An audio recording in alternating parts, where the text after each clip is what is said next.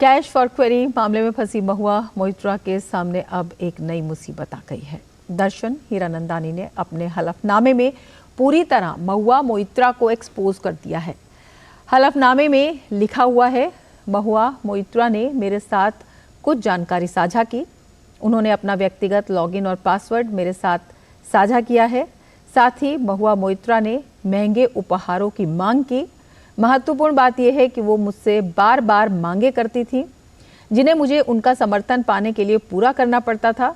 जो मांगे की गई और जो मदद मांगी गई, उनमें उपहार देना तो शामिल था ही, साथ ही उनकी महंगी विलासिता की वस्तुएं, दिल्ली में उनके आधिकारिक तौर पर आवंटित बंगले के नवीनीकरण, यात्रा व्यय, छुट्टियां, ये सब भी शामिल था।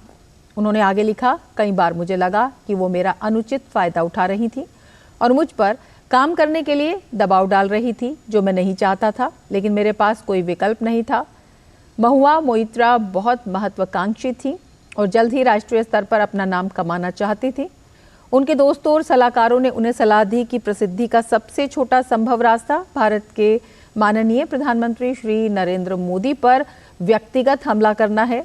एकमात्र समस्या ये थी कि श्री मोदी की छवि बेदाग थी और वे किसी को भी नीति, शासन या व्यक्तिगत आचरण के मामले में उन पर हमला करने का कोई मौका नहीं दे रहे थे।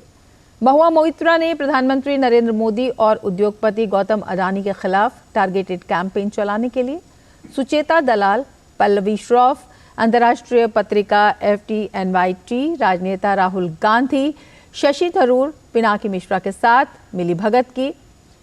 जाहिर तौर पर मोइत्रा अति महत्वाकांक्षी, लालची और शातिर हैं, लेकिन अब उनका खेल खत्म हो गया है।